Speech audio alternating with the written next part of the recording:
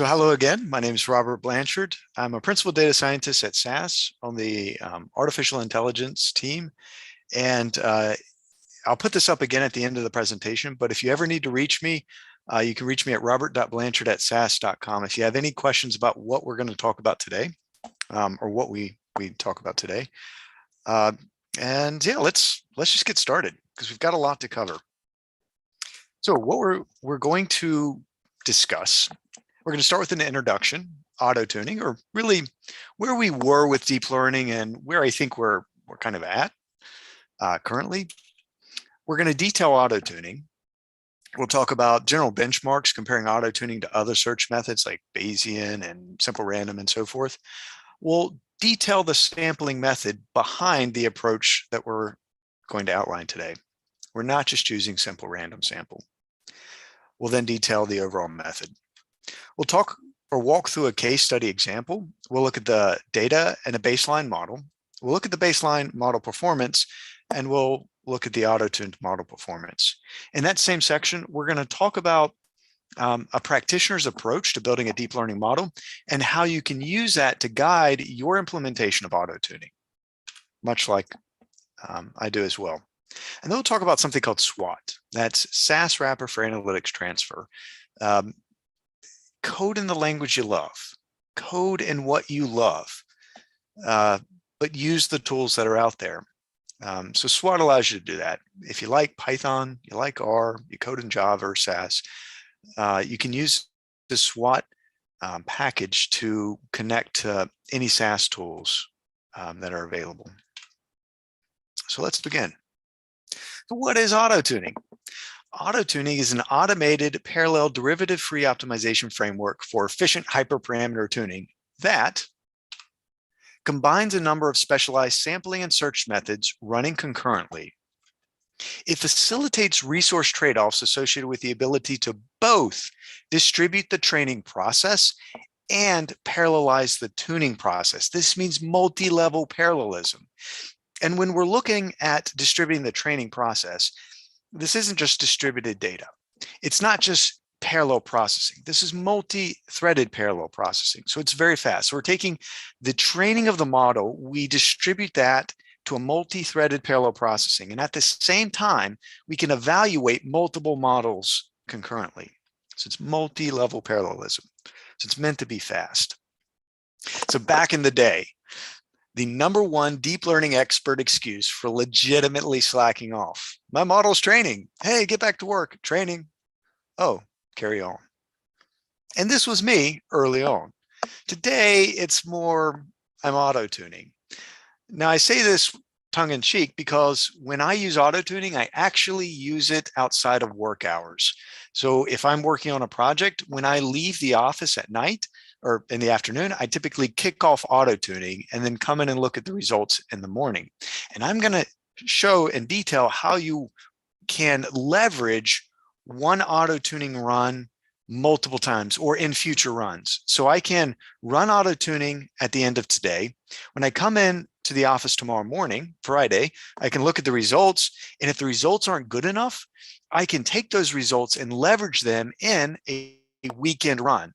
So tomorrow afternoon when I leave the office, I can kick off auto-tuning again, picking up essentially where I left off and run it for the entire weekend, come in the morning Monday, look at the results. If they're good enough, yay, move forward with the project. If they're not, repeat for that evening. But during the office hours, I'm working on other things. I may be tweaking the model in various ways, or I'm carrying on with my work. So auto-tuning. Auto-tuning, I think, was released by SAS in 2018. And this is just a screenshot of some of the benchmarks that they released in that poster. So 2018 is a long time ago. In fact, this technology that I'm going to detail, it's actually kind of getting old. And SAS has been tweaking it along the way and improving it. But we do have a major improvement coming up in a forthcoming release. Where we don't just use or leverage a single global search, but we leverage multiple global searches at the same time or across concurrently. So I'll kind of highlight that a little bit as well. So we need to start with a sample. So we've got this decision space that we need to sample. If you think in the context of deep learning, this could be a learning rate. This could be your L1, L2 regularizations. It could be, if it's computer vision, your filter sizes. It could be connections in a model. Do you want to use a skip layer? Do you want to use a residual connection or a concatenation connection? So searching either the hyperparameters or the model structure itself. These are decisions that you as a modeler has to make. So we call this the decision space, and it's typically high dimensional space because you're not just choosing for a single value, but you're choosing from a segment of multiple values. So a common approach, and you'll see this in many research papers, is to use a simple random sample, and it's defensible. It's a good statistical sampling method to search a particular space, but it has some flaws to it. And you'll see in this example, we are looking at a two-dimensional space. So we've got input distribution X, and we've got input distribution X2, and we can see that the key moments in these distributions actually are not captured by a simple random search. So think of these as two hyperparameters, where the centers of those distributions would be the best performance with respect to the objective function value.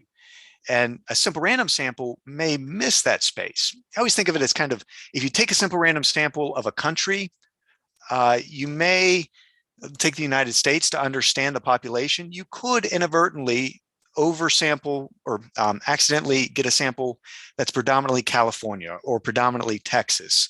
And that sample may not be representative of the entirety of the United States. So you would perhaps want to do a stratified random sample, stratifying on the states.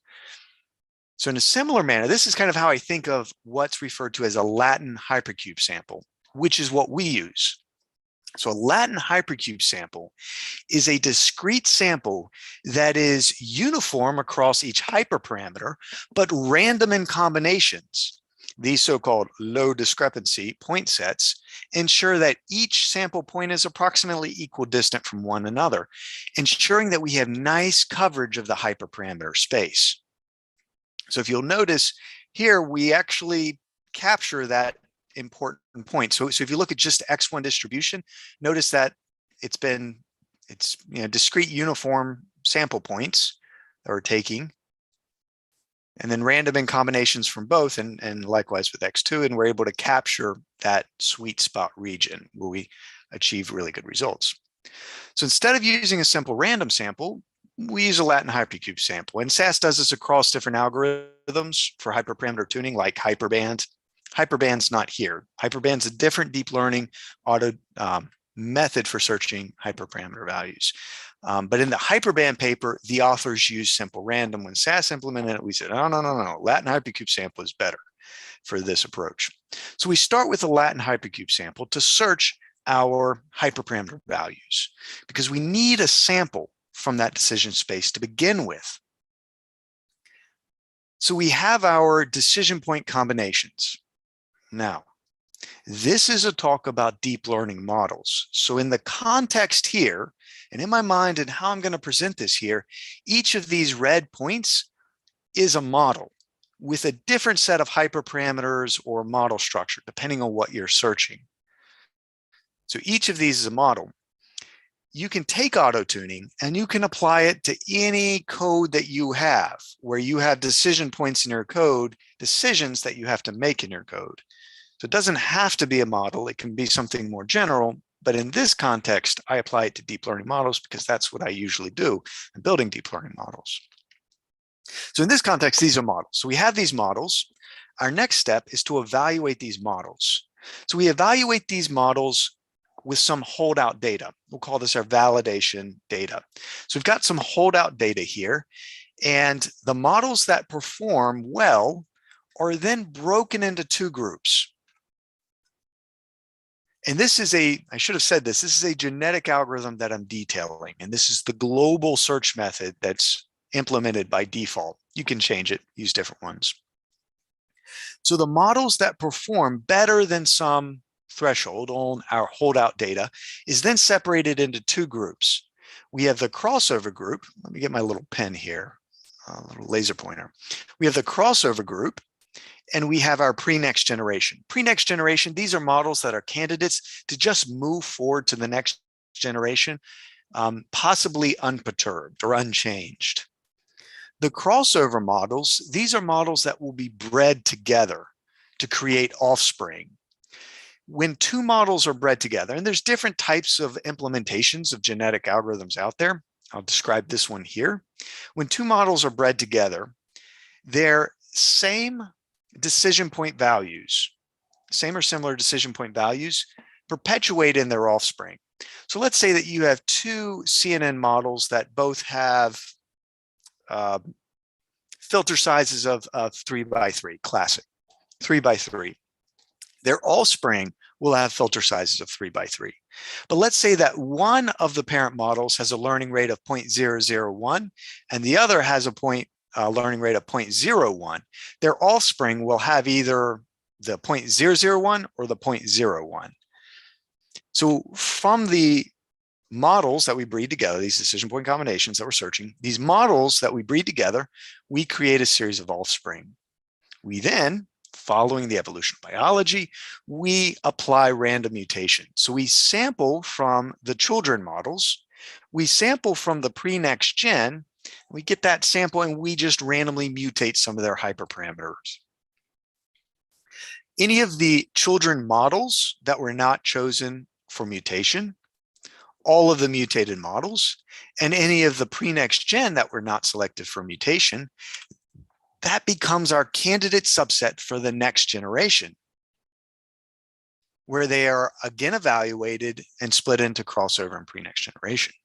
So this is a classic genetic algorithm, and this is the global search method that's used by default. You could use Bayesian optimization or some other search method here, but I typically lean towards the GA, the genetic algorithm. Now, there is an additional growth step that occurs at this point in time. So at this point of evaluation, or right after it, there is a second growth step, we'll call growth step, that is actually a greedy localized search. So we're combining behind the scenes a global search method with a local search method. Let me detail this for you. It's called a generating set search, and it is similar to a pattern search. So we're going to take the current best model. So remember, we evaluate the models here. We find the current best. It may be this little model here, this little guy. That's our current best. Now we take the GSS, the generating set search, and we apply it to the current best. Remember that two-dimensional space. In this example on the slide, think two-dimensional. We will take this current best model and we will do a greedy localized search. We will step north. So if it's this point, we'll step here. We'll step west, we'll step here. We'll step south, we'll step down here, and we'll step east. We'll step over here. Each of these steps creates a new model, and we evaluate those models. So at face value, it appears as though the GSS is a bit parasitic to the GA. You know, this global search method, this genetic algorithm search in the hyperparameter space, GSS comes along, takes its best performer and mutates it, changes, searches locally in that area. But they're actually symbiotic with one another, because if the GSS produces a good performing model, it goes into the GAA, or the GA, the GA for breeding. It goes into here and is split into one of the two groups. So they're actually symbiotic. And this is the approach for auto-tuning.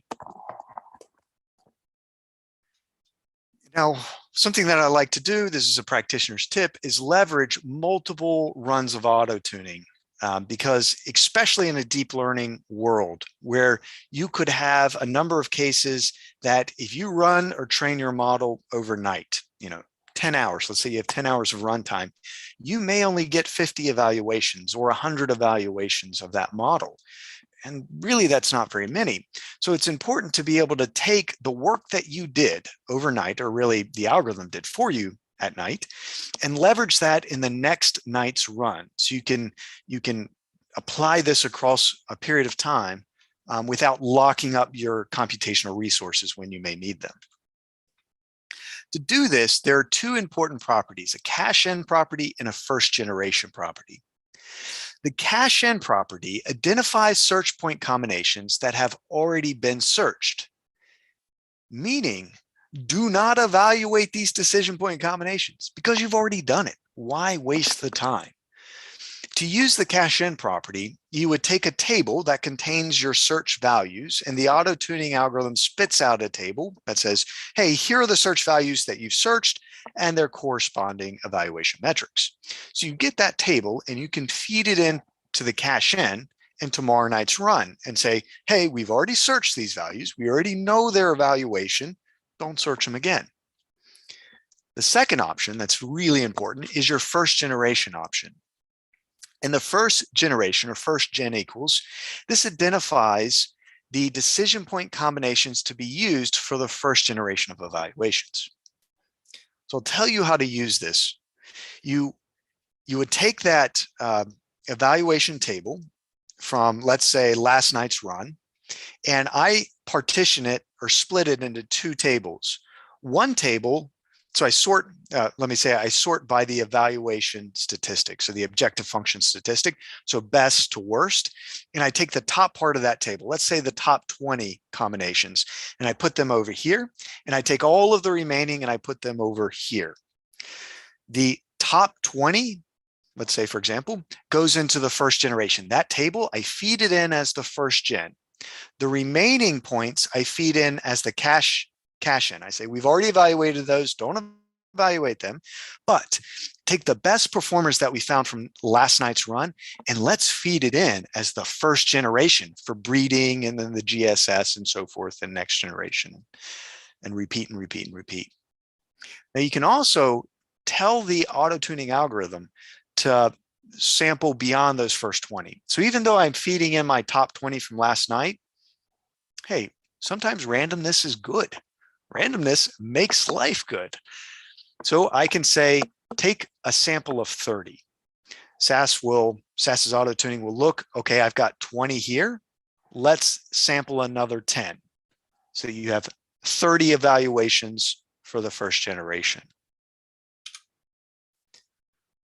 So for the practitioners out there who've built lots of deep learning models, or even if you're new, here's a defensible approach to building a good deep learning model. The first thing that you may want to do is find a valid architecture that overfits a small subset of the data. If you have 100,000 high resolution images, you do not want to spend time finding an architecture on 50,000 high resolution images. You'd likely want to take a small subset of those images, find an architecture that does well with the task at hand, whether it's entity localization or classification or whatever it may be, segmentation. Find an architecture that does well for that task, what you're trying to accomplish, on a small subset of the data. And you want to overfit. You want to get that error close to zero, if not zero. Then it's common to take that architecture, bring in more data, and apply regularizations. And this is where, as a practitioner, you would start to play with your L1, L2 regularizations. You'll play with your dropout rates, applying them to different layers. You can augment your data to help improve generalization. So this is the common manual approach. So how do we do this with auto-tuning?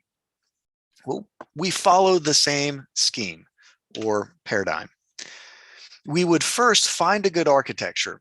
So for me, I take auto-tuning and I apply it to the error scalars. So it's common that I'm doing some kind of a multitask prediction where I'm predicting not only the color of the car, but the type of car, where maybe the damage is on the car, and where they should maybe go to get the car fixed. So I'm perhaps making multiple predictions at the same time, or value of the car. So for each of those predictions, there's an error function value. And in a multi-loss error function value, multi-loss error function, like you think YOLO V2, or any of the YOLOs, you've got multiple predictions that you're making. So you've got multiple pieces of that error function. And you have these lambda scalars, these scalars that highlight the importance of that error to the model. So the higher the scalar, You're telling the model and the algorithm pay more attention to this type of prediction. The lower the scalar, conversely, less attention. So I typically will search the scalars. I'll search the learning rate. I'll search filter sizes and other things, depending on the optimization algorithm I'm using, maybe, Atom, your betas, and so forth. I break my search into 2 runs. The first, let's say evening or night, I'll do a large Latin hypercube sample.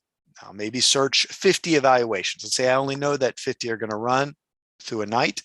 I'll do a Latin hypercube sample of 50.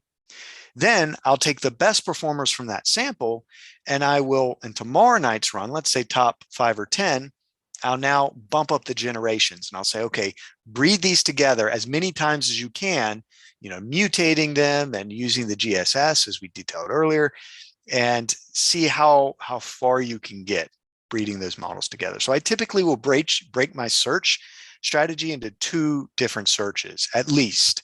1, big Latin hypercube sample search. 2, breed them together. Run the GA and the GSS. So now I have a good architecture. Now it's time for generalization. And for those practitioners out there, generalization, especially with deep learning, is the hardest part of it all. So for generalization, I'll commonly look for which layers to apply dropout. So if you've got 50 layers in your model or 100 layers in your model, I will do a binary search across all of the hidden layers using auto-tuning to find which layers I should apply dropout. Once I've done that, I then do another search for the layers that I've identified where dropout should be applied. I then search how much dropout should I apply. And I search my L1 and L2 regularization values.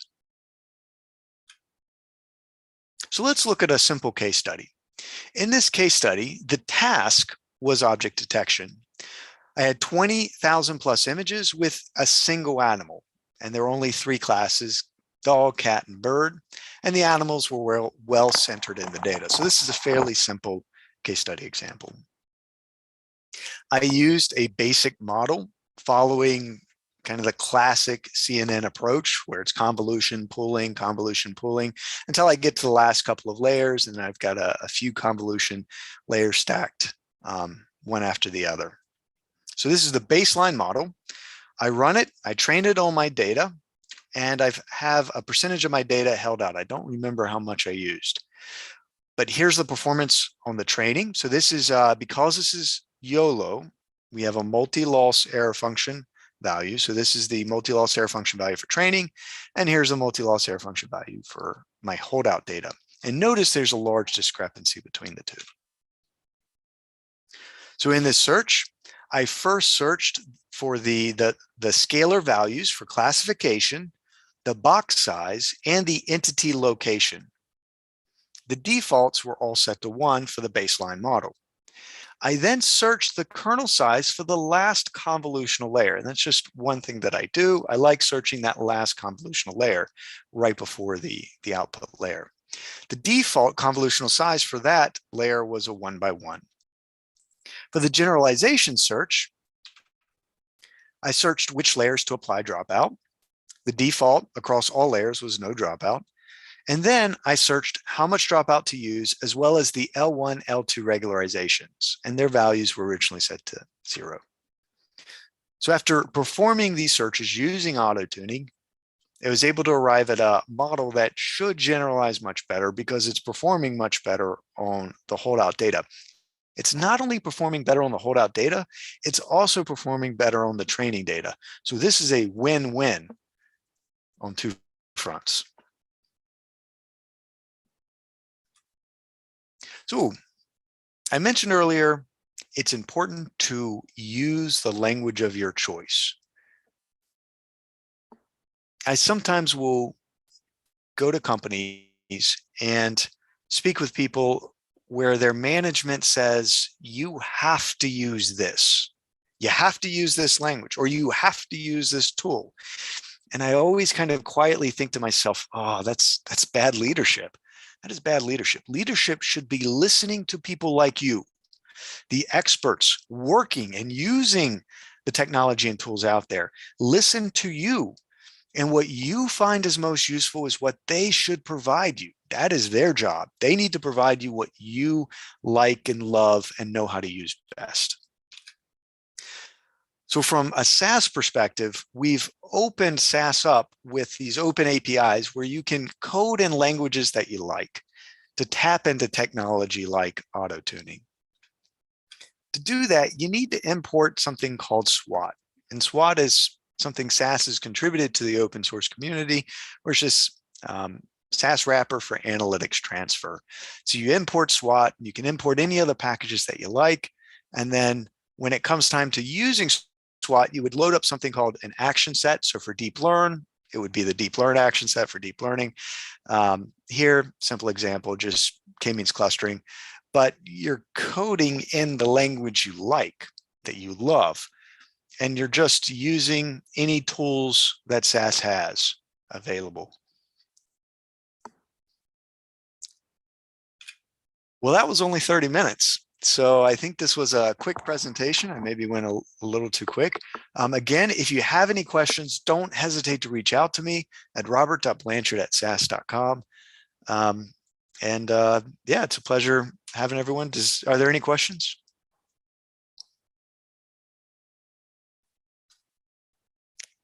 Don't think I can see the Q&A.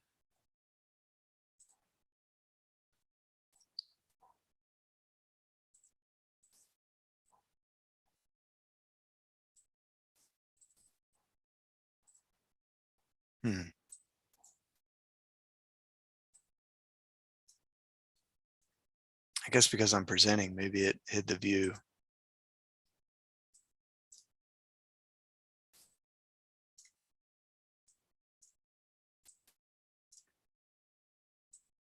Well, I can't seem to see the question. So hopefully, or the chat. Hopefully, if there's anybody from the Academy that can read it out, or maybe I'll stop presenting. Maybe that'll help. Oh, here it is over here. I should have been looking. So let's see. It is my pleasure. I hope you enjoyed the presentation.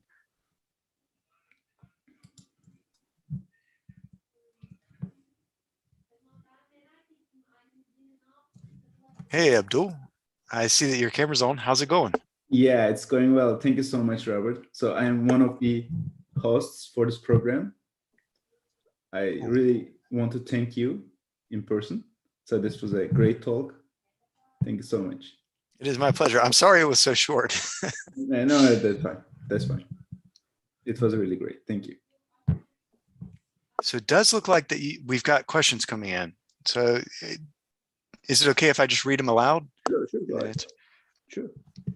All right. So one question is the number of models produced by generating set search equal to 2 times the number of hyperparameters?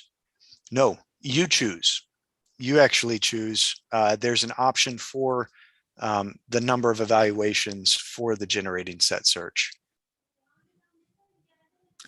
Or at least let me modify that by saying there's an option for the generating set search, the GSS, and you can change that to different values that influences the aggressiveness of the greedy search.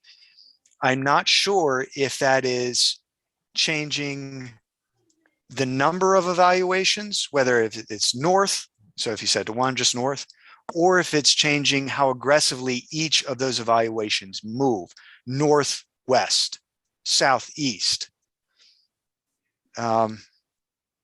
So that's a good question. So actually the correct answer is I don't know. That's a really good question. Let's see, we have another question. Do you have any plans for SWAT to support the Julia programming languages? I don't know that answer either. I haven't heard of any. But I'm going to actually take that as a note here on my side to inquire about that. And please don't hesitate to follow up with an email afterwards. Okay. Okay. Good questions. Oh, thank you. There's a great presentation. I appreciate that. When creating a new generation for your genetic algorithm, what percentage of the new generation is from crossover versus what you called pre-next generation? I don't know that either. That's a great question. The algorithm behind the scenes takes care of that. I don't know. That's a good question. I wonder if I can just copy these. To all questions that are coming in, please don't hesitate to follow up because I'm going to go inquire about these. One question on optimization. How do you avoid local optimization? I suspect that you mean the local minimum.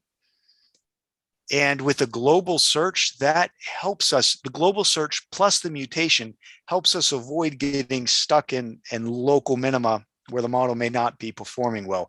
If you were performing just a straight greedy search, you could quite easily get stuck in some local region of that error space. So by function of the genetic algorithm and the mutation aspect, it helps you kind of jump out of that, potentially jump out of that bad region. Good question. Why wouldn't you do crossover on the best models, the models you called pre-next generation? So this, I think, goes to biology. I think that you could, but when you do that, you lose. Let's say that you have a great performing model that itself, unperturbed or unchanged, is amazing. You want a chance, even if it's random, you want a chance to be able to retain that as opposed to, maybe probably breeding over time and many generations, you should arrive back at that superior solution, but that will take a number of generations and evaluations to do that. But I think it's just a function of the approach. And to be honest, I'm not a biologist, so I'm not well versed in genetic algorithm or genetic evolution in general. But good question. That's a fair point. Thank you. This has been a lot of good information. Which method, Bayes, Gaussian processes, etc., do you recommend? For me, I like the GA. I kind of, you can use Bayesian optimization. So to the advancements in auto tuning that SAS is implementing forthcoming is to do multiple global searches. So you don't have to just say, well, I want genetic algorithm or I want Bayesian optimization. Now that is itself a decision choice. That is itself a choice. So why not have the algorithm search that choice for you? And that's our next evolution of auto tuning, is to search. And I think we're expanding it out to 10 different global methods that would then also be combined with the GSS. For me, I favor the GA. I find it's easy to understand and explain, and I've had good performance with it. Have you used it on other types of data? Yes. In fact, my first time using auto tuning was on tabular data. Where I play and sit now, it's mostly computer vision models. I did write a deep learning course for SAS that focused on tabular data, computer vision, and NLP. But computer vision is really my strength. So that's where I'm kind of pulled into the CV projects at SAS. But you can apply auto tuning to not only any modeling, but any decision choice that you have to make in your code.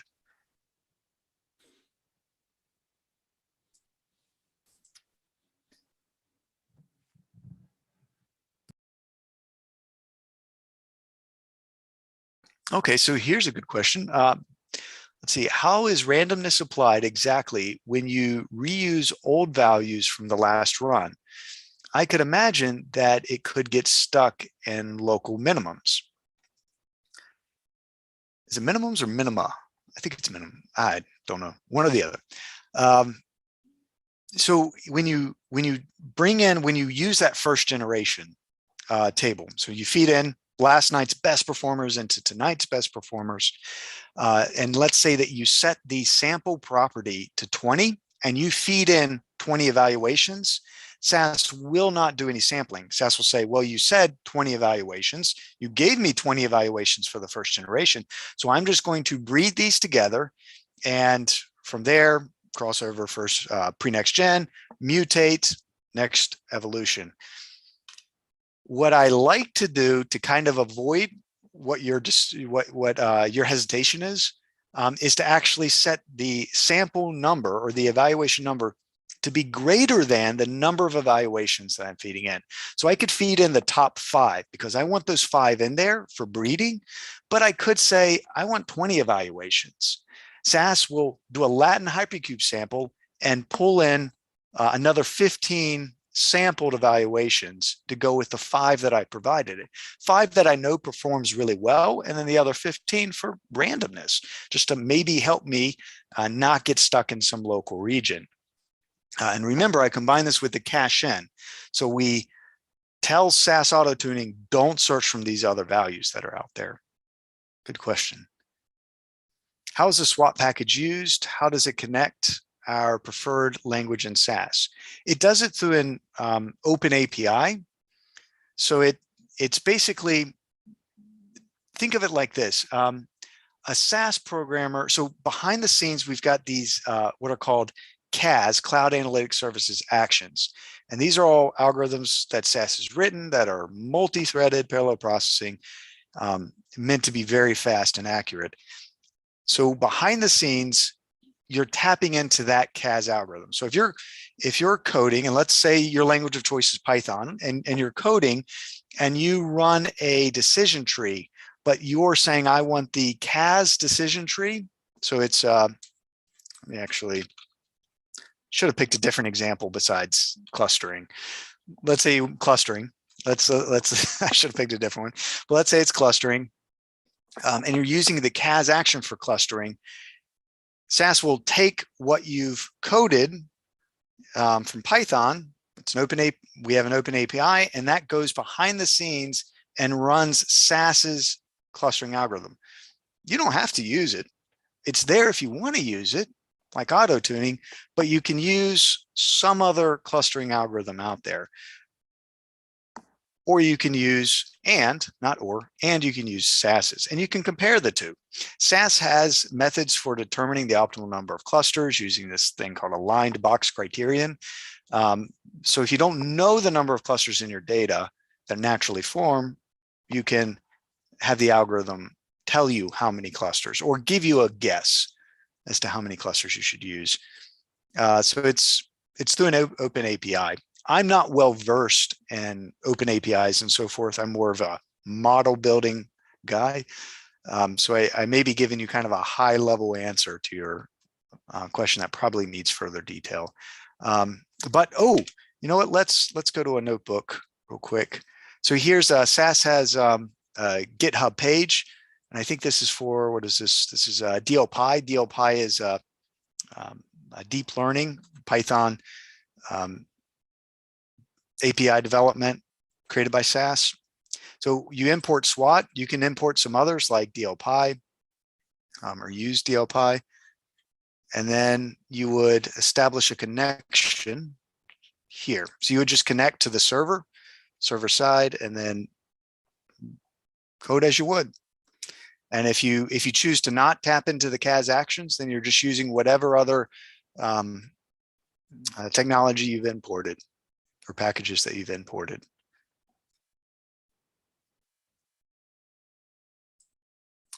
How is swap package used? And okay, that was. Oh, here's a good one. What is AutoML versus Autotune? So great question. SAS has AutoML as well, and many other enterprise quality software out there has AutoML. I would say AutoML is more broad. It's for maybe the business analyst who would say, you know, I just want push button. I want push button, and I want the algorithm to go out and do everything to solve my task, my challenge, my problem at hand. So SAS has AutoML that encompasses auto-tuning. It's a strategic methodical search of not only models, but transformations. And underneath the hood, it leverages auto-tuning as one function of its search of the AutoML. So they're slightly different, but Autotune is a subset of that. I usually, because I'm working on strategic projects, I usually use Autotune because I can't rely on AutoML's early choices for any software, because I'm doing a very specialized task. It could be, let's say, a manufacturing process where I need to detect defects from images that are very specific. And you've got these caveats around the project. And you'll see this for those of you, and those of you who've worked on these projects, you know, every project is a little different. Every project has its caveats. And I think that's where general AutoML kind of falls a little short. So that's where I think auto-tuning is a perfect play, because you play and plug it as you need it.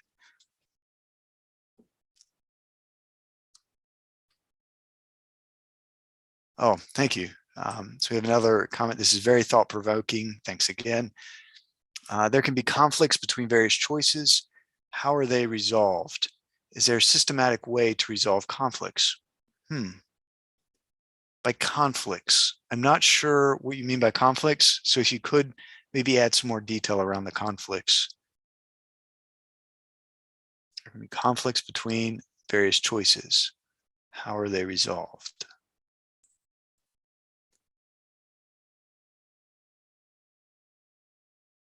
Oh, here's a good one. So this is a question that's a bit off topic. The person mentions it's off topic, but what is your point of view on low code, no code stream? Great question.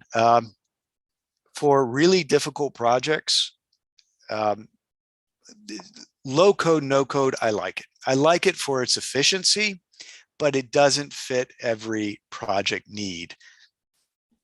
For example, in computer vision, I think Microsoft maybe has a low code, no code touch for computer vision, but I've played around with their tool and it's a bit limited in a number of areas. So you're really constrained. And any enterprise software that tries to create a low code, no code dynamic or aspect, there's always a trade-off between flexibility and ease of use.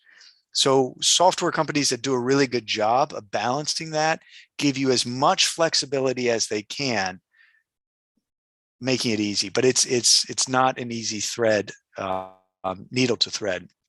But to be honest, I like them. I'm working on a project now with a manufacturer where their data scientist, he's alone. He's the only guy at the company doing data science.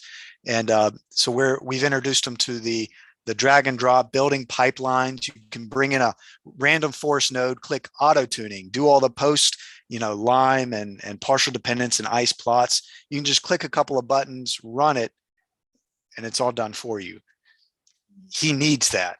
He's the only guy at the company, and he has to take these models and productionalize them. He's the only guy at the company. He can't afford to spend all of his time coding. So I like them. They're not a fit for every project, but they're very useful. When you suggest to tune architecture layer first, then generalized layer, would you say there's no benefit to tuning them all together? Or would you say it's best choice given that tuning them all together would be prohibitively expensive computationally? Yes. Yes to the last question. It is very expensive. Also, just in my experience, you get better performance when you specialize in one search area versus another. Just as you would, think of a practitioner without auto-tuning, doing this manually, you would likely do the same thing because it becomes too much to search for a human. And you should be able to get better results. Apart from the validation error, do you use other diagnostics to guide the search?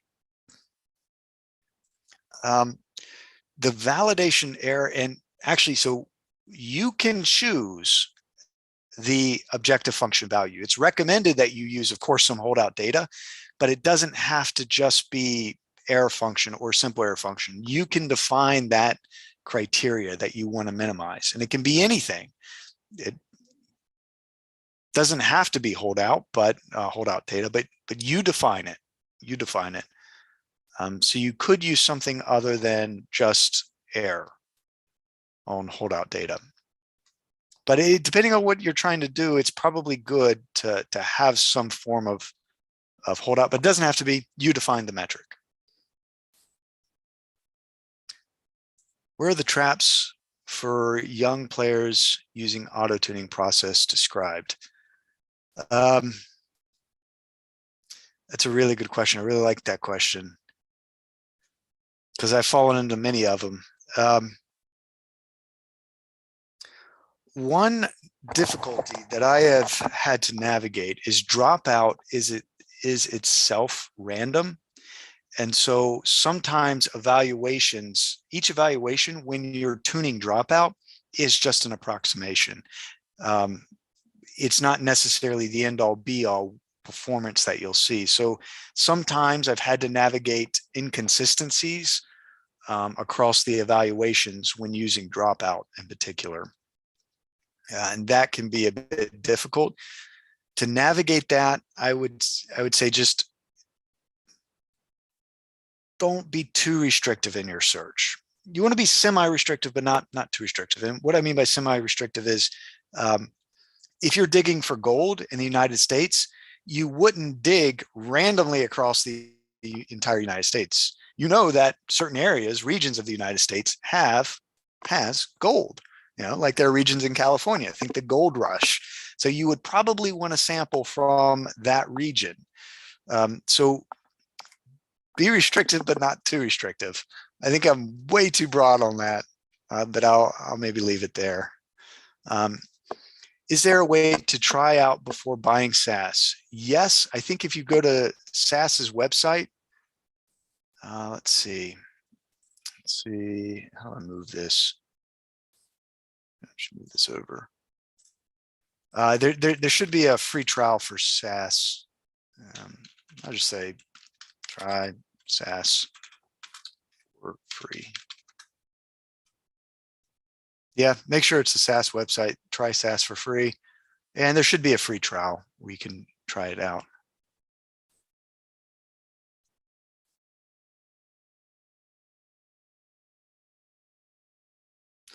Ooh, this is a good one. So genetic algorithm is mostly batch mode. How would you adopt it for online instance-based learning? What's your take on this? Online learning is very computationally expensive and difficult to do.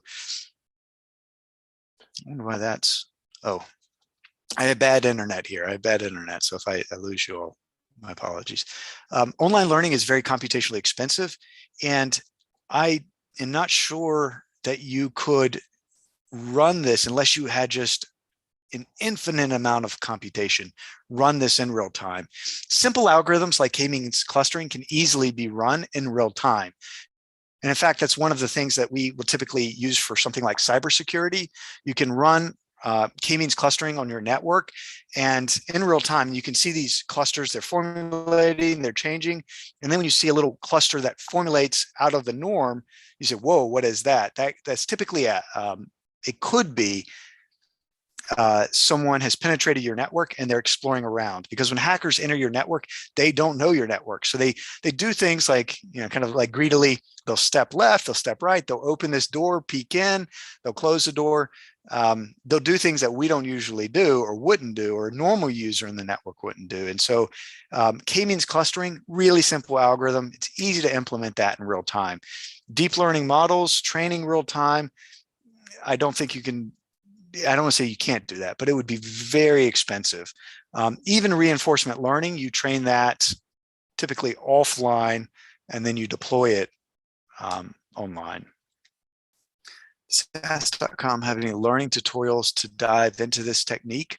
Yes, in many of our training courses on SAS, you can look at this, and SAS has a lot of free training. Let me think. SAS training. You go to course list, and then here you can can search for different courses as needed. Actually, I think the R programming is free. I think the Python actually, yeah, SAS via Python R. Well, that's a few results. R programming. Let's see. There should be SAS Grid. There's an R programming course that I know is free. Lots of these, free e-learning, so you can learn, but tons of courses here for you to leverage. Oh, for this particular technique, I think any of the machine learning techniques that are in recent courses will detail this to some degree. From the deep learning perspective, I'm probably one of the few that uses it for deep learning. Most use it for traditional ML problems. We've got a question. I assume this is SAS via. Yes. Although where SAS is going, we're really not. I mean, I think SAS will still give out SAS 9 or sell SAS 9, but it is the future is via, because that's where all of our development has been and is. Would you say there's no benefit to, okay. Abdul, please stop me if we end up running out of time. Let's see. It'll be good. Okay. What are the decisions taken by the layers? Are they variables? Oh, yes, this is a great question. So what decisions are taken in the layers? Are they variables set up by yourself, or are they predefined? I'm guessing that's you set them up. You set them up. So in your code, so here's actually, I'm running Autotuning. You set up where you want to plant these decision variables. So here I'm coding in something called Cloud Analytics Services language, CASL for short. But SAS's newest release, you can actually type you proc Python, and let's see, proc Python. It's not in my release here. And then you would do something like submit, and then from here on you code in Python within SAS's editor. And it's great because you've also got all the point and click technology that you need. But to the question at hand, yes, you plant these decision variables in your model. So this is SAS's DL technology. Notice here I have a decision variable, decision width, decision height. You just put the name out there, and then in the algorithm itself down here, when you call an auto tuning, I call it through, there's like 4, 5, 6 different ways to call it. I use solve black box. I then specify the name of my decision variable, whether it's an integer or continuous, and then the lower and upper bound. So I set the lower and upper bound, but you plan it. You choose anywhere in your code that you want to plant those decision variables. If you're actually searching connections in the deep learning model, it becomes a little more difficult. You have to be methodical as to how you set that up. But if it's a simple value like filter size, learning rate, it's pretty easy.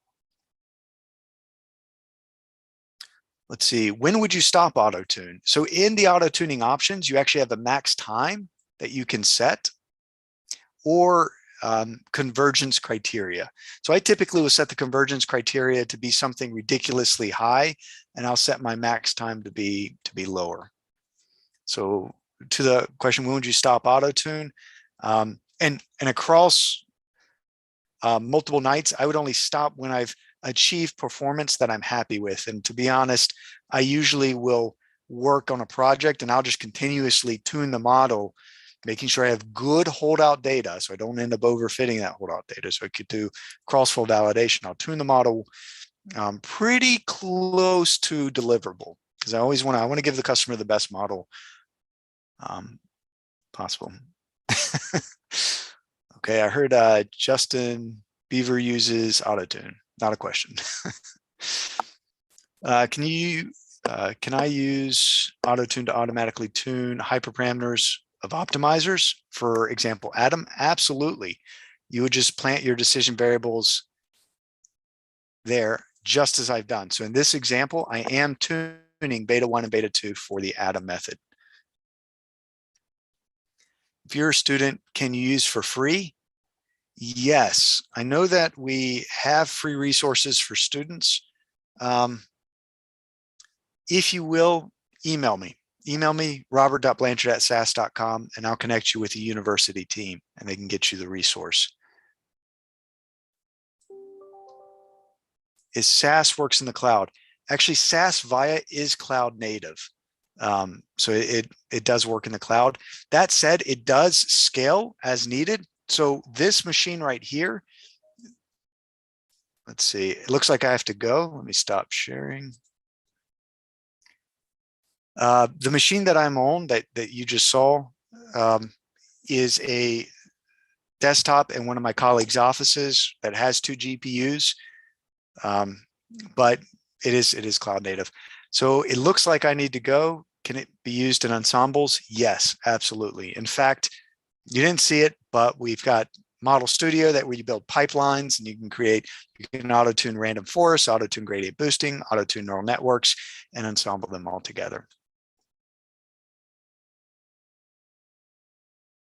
I'm going to stop the video. How do I give control back? I really stop sharing. That's fine if you cannot do that.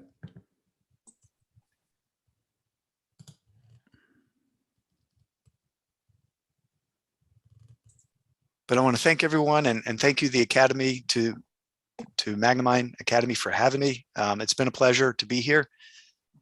Yeah, we appreciate that.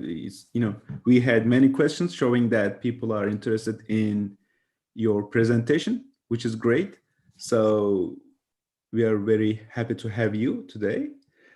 So please stay tuned for more, because as Magnimind Academy, we continue to host this kind of webinars, workshops, or boot camps. So please stay with us. If you have not subscribed our our channels yet, please do that. So we will see you soon. Take care. Bye-bye. Thank you, Robert. My pleasure. Take care. You too.